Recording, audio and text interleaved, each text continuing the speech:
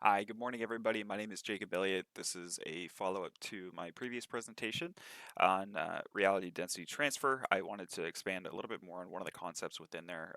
So consciousness marbles was a particular topic of interest to some of the viewers who watched it. Um, really what we're doing here in this conversation is we're explaining a philosophy of coherence with the world around us. We're unpacking that with the concepts of love, balance, and societal evolution as examples of how this all plays out. And we're using this presentation as a way to discover new perspectives on mental structures that have existed in society for quite some time now. Uh, so, what exactly is a marble of consciousness? Well, it's this concept that each person is a luminous glass marble on a fundamental level. This marble is housing all of our individual experiences as well as energy, which is the source of uh, how we move throughout our world and how we manipulate or change our lived experiences. Now, those lived experiences, they're nodes. They're these colored dots that are within this glass marble here. The threads that connect it are our actions. So, essentially, our lived experiences creates thoughts and feelings that influence our future actions or present moment actions. And even if we forget about previous experiences, it doesn't necessarily matter because our subconscious actually holds on to a lot more information regarding the thoughts and feelings that were generated at each experience along the way, and that if you remain unaware of it, can have an influence moving forward, and it can actually become quite overpowering. So, uh, originally, at the fundamental level, I believe that all of the energy that we have for these lived experiences and the transformation of self is sourced from a singular source of energy. That's love is the base layer. Um, and that the lived experiences within the nodes of those marbles can be colored depending on how you take a look at life. Are you, you know, living from this love energy, or is it something different?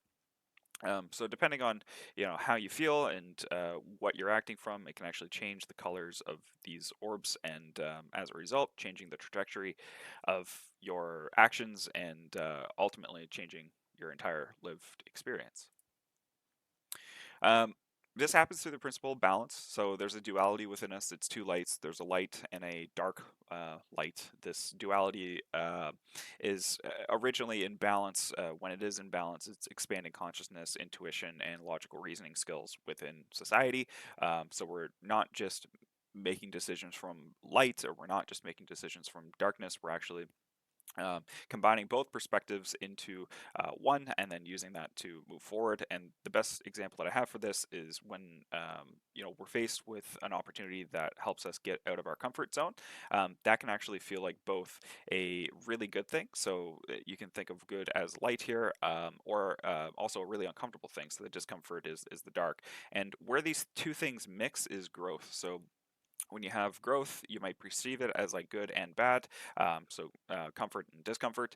But ultimately, you as a person are expanding. Your experiences are contributing to the life and the world around you in a meaningful way.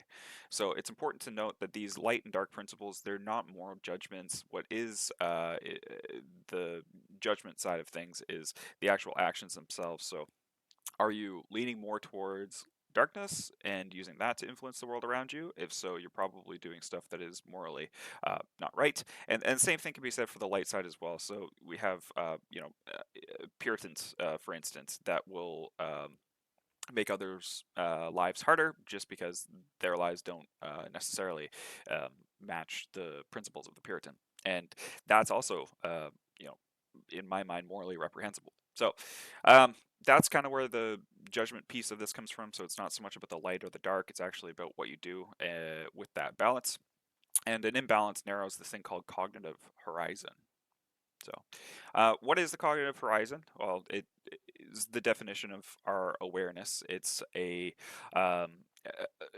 you could think of it almost as like a bubble around your consciousness marble. So it's everything that your consciousness and subconsciousness has the ability to connect and interact with. So these can be not only things from your past, but also what's going on right now in the present moment. So you might connect with other consciousness marbles that are out there, and they can actually influence you or influence your cognitive horizon by interacting with you and getting you to do things that you wouldn't normally do. That's driven by fear and imbalance. It narrows our perspective or our cognitive horizon and makes us more likely to misjudge the world around us or act from either light or dark, not a combination of both. So, love and the balance of light and dark is what expands our understanding of the world around us and gives us our honest or individualized perspectives that we can then use to, affect change, and then through that change, hopefully, we can connect and improve the lives of others in the process. If we're successful at that, we end up with a widening of our cognitive horizon, and the more that we widen our cognitive horizon, the more we widen the horizon of those around us. That enables cooperation and successful societies. Um, just a topic or on the topic of love as the foundational energy, I just wanted to use this as a pretty good illuminator of it. So this is a consciousness marble that has been pretty much completely in the picture. It's calcification, but I view it almost like clay.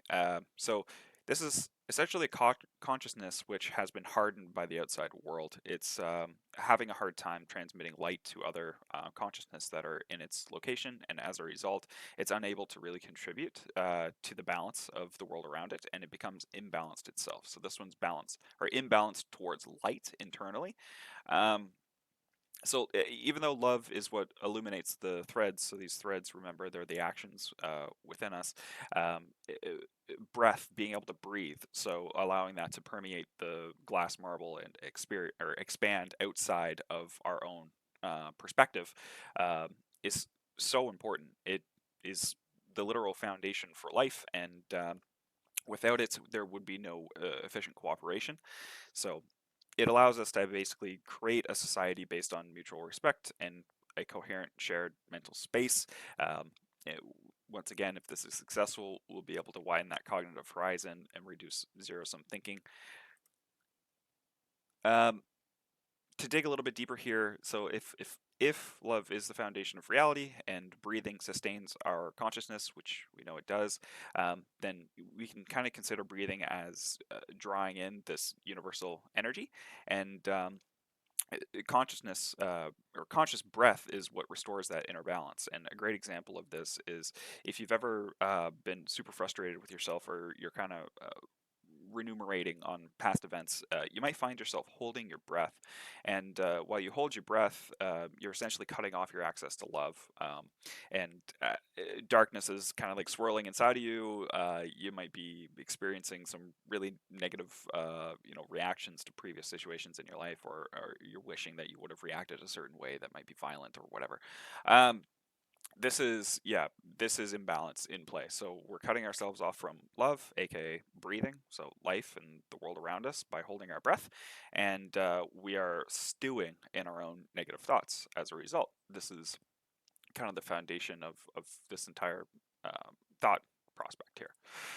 Um, so, with all that said, it's important to note that none of this is happening in a closed circuit or closed event. You're actually connected to dozens, if not hundreds or thousands of other consciousness marbles all over the world that all have their own unique and independent pathways or structures of actions and events within their marble, which changes the overall balance of light and dark within that marble. So, um, if we know this, then what we can do is we can actually take a look at how events and actions within our own marble influence those around us. So we see these, tendrils that are coming out from all the different marbles here, connecting with the perspectives around them. This is influence on society that you're having by just existing and creating, breathing, being active and making change in the world around you. This can be, for better or worse, how we build our world, and it's the foundation of where empathy and shared understanding kind of comes from. So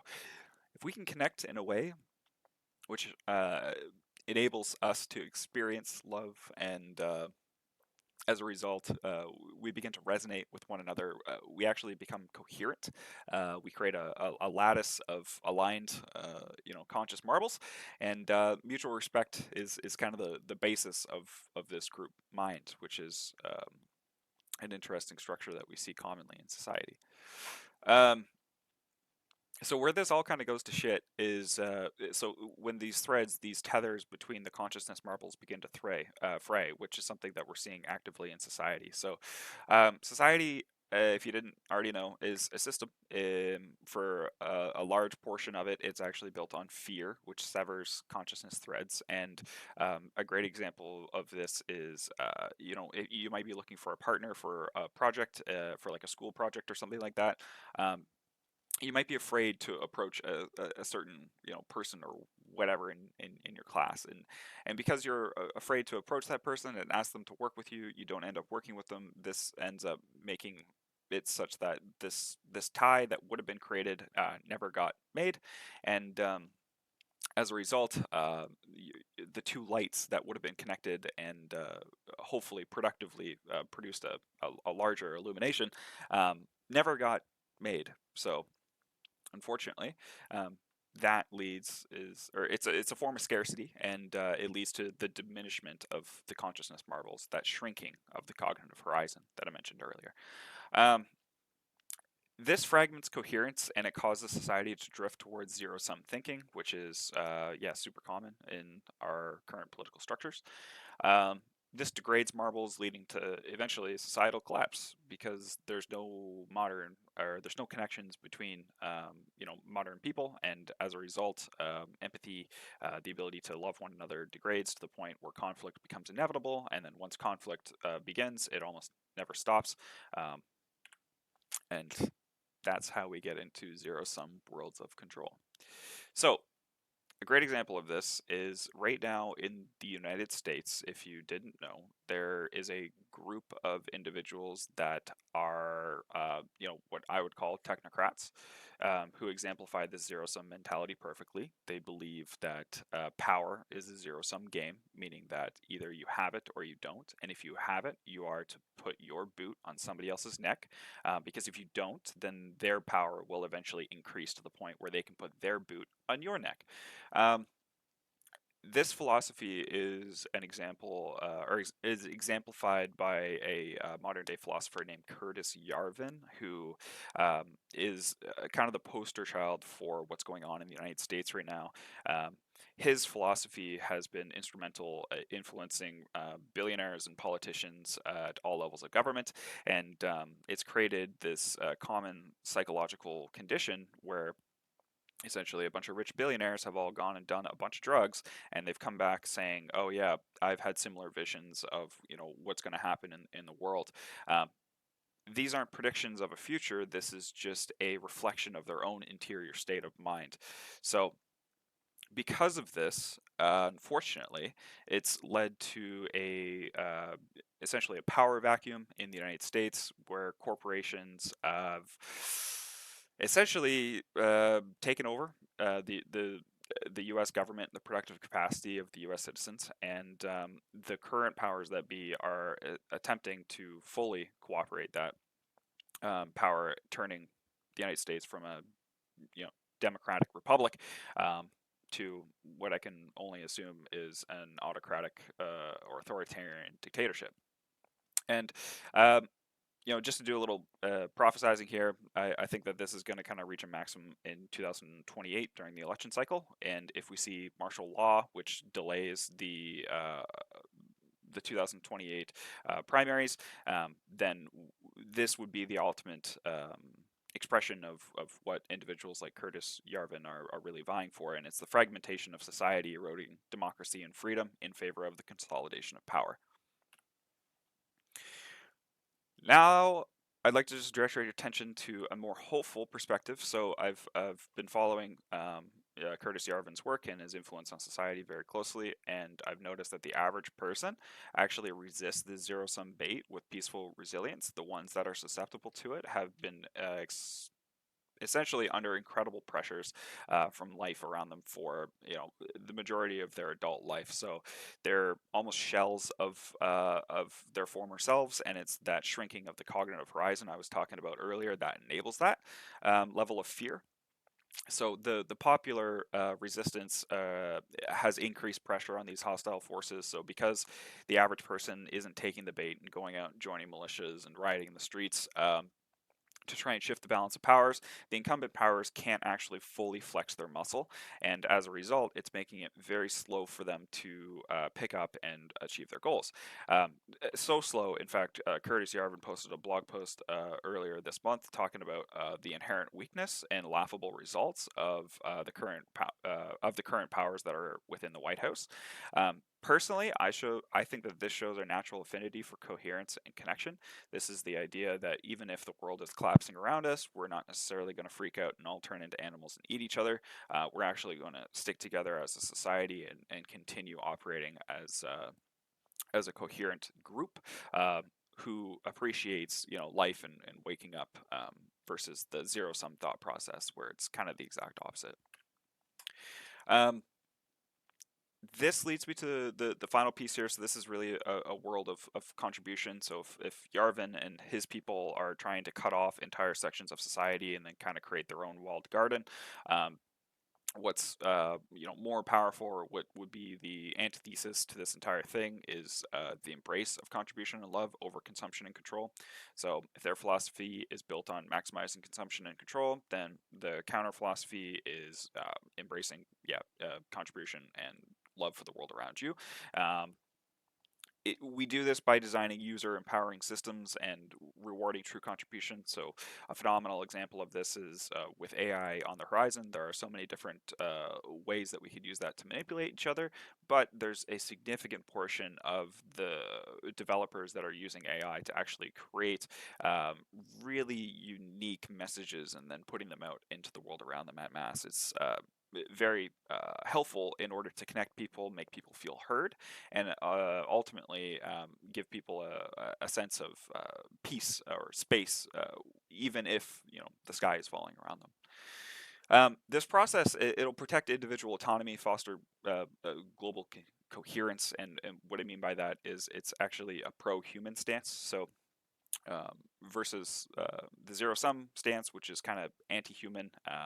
It's kind of looking for a way to make everybody's position uh, profitable from an individual standpoint, but also from a social standpoint. Everyone actually contributes. There's nobody who's, for one reason or another, pushed to the wayside and made unproductive. No, everybody's connections matters in this model.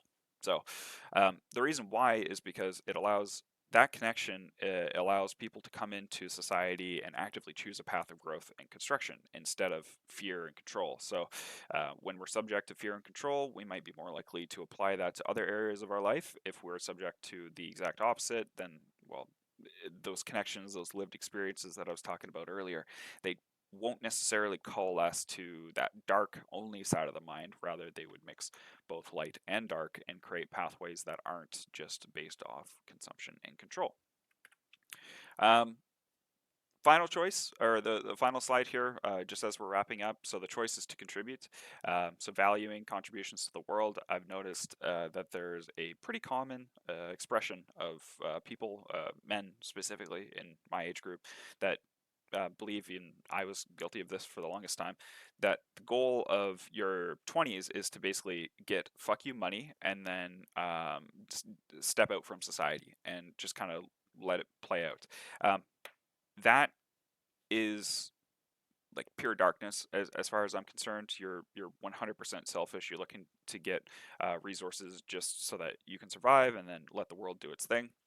Uh, that's kind of a fallacy. If that happens, then there is no society. Money's worth nothing anyway. So really what the truth is in my mind is that we have the power to illuminate the consciousness that lies within us, and that we should be doing everything in our power possible to expand the cognitive horizons of those around us.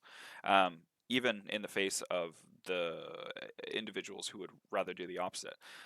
In doing so, we choose contribution over consumption, which is very important because, once again, our actions, if we contribute to the lives of the world around us, we create stronger connections between um, everybody in society, from top to bottom, left to right. It doesn't matter what part of the spectrum you're on, everybody's lives can improve as a result.